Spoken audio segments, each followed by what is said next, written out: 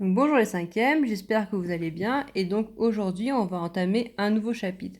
Alors pour entamer ce nouveau chapitre, une petite photographie. Donc je lis la légende. C'est une photo qui a été prise donc, dans la région de Palu en Indonésie le 8 octobre 2018, donc il n'y a pas très très longtemps.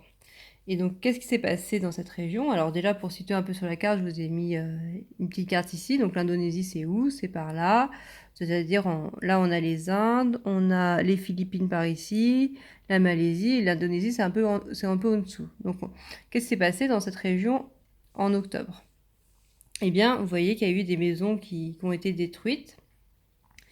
Et c'était dû à quoi? Eh bien, c'était dû à un séisme. Donc là, à partir de ça, on peut constater que quoi?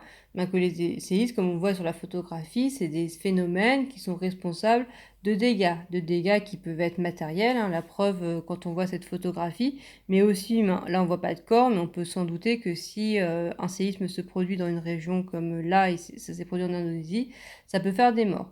Donc c'est la première chose qu'on va pouvoir noter. On va noter ce premier constat. Donc les séismes peuvent être à l'origine de dégâts humains et matériels. Ça veut dire que ça peut causer des morts et ça peut créer des dégâts. Donc on va noter qu'il existe un risque sismique. Ça veut dire que du fait des séismes, il y a un risque. Il y a un risque pour l'homme et il y a un risque pour le matériel. Vous voyez aussi, là j'ai pris une photo, bon c'est vrai que 2018 c'est encore, j'aurais pu prendre aussi 2019, 2020. Hein. C'est des phénomènes qui se produisent un peu, je voulais vous montrer, ça se produisait assez régulièrement. Chaque mois, chaque année, on a des séismes. Voilà, donc c'est des phénomènes assez fréquents, on va dire, et qui peuvent occasionner des dégâts humains et matériels. C'est ça qu'on voit, qu'on peut constater d'après cette première photographie. Donc ça va faire l'objet d'un cinquième chapitre qu'on va noter, qui va s'intituler Le risque sismique et son origine. Donc chapitre 5, le risque sismique et son origine. Et on va donc voir un peu les problématiques du chapitre. Donc, problématiques du chapitre, on va se poser plusieurs choses. Déjà, on va essayer de voir qu'est-ce que c'est un séisme. Donc, par quoi ça se caractérise et quelle est son origine. Enfin, quelle est leur origine. Donc, quelles sont les caractéristiques d'un séisme et quelle est l'origine de ces séismes. Et quand on aura bien expliqué par quoi ça se caractérise et quelle est leur origine, on va essayer de voir comment l'humain peut se protéger, puisqu'effectivement, il y a un risque, comme je vous l'ai dit, quand il y a un séisme qui arrive dans une région, ça peut faire des destructions humaines, des destructions matérielles, et ça peut créer des morts. Donc il va falloir essayer d'expliquer comment on peut se protéger de ces phénomènes. C'est ça nos trois grandes questions, qui feront donc l'objet de 3 séances dans ce chapitre. Voilà, donc on va commencer déjà par quelles sont les caractéristiques d'un séisme à la surface de la Terre. Donc là, c'est la première question. Par quoi ça se caractérise?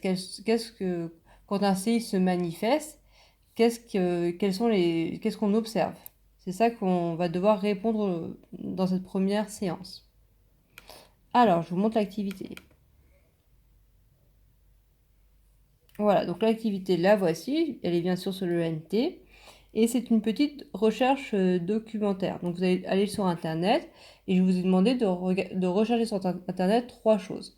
Donc, déjà, vous allez regarder par quoi se manifeste un séisme quand il survient. Donc, c'est la première question. Recherche sur Internet. Par quoi se manifeste un séisme lorsqu'il survient?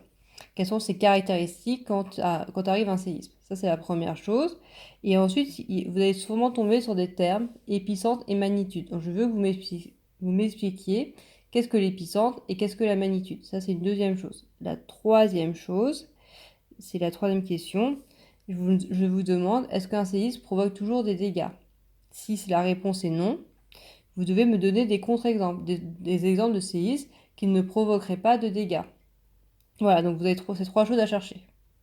Donc je vous laisse faire ça cette semaine. Vous faites bien sûr attention aux sources. Vous essayez de me trouver des sources scientifiques, intéressantes, fiables, pertinentes. Et voilà, c'est à peu près tout ce que j'ai à vous donner comme consigne. Donc voilà, bonne semaine et faites ce petit travail.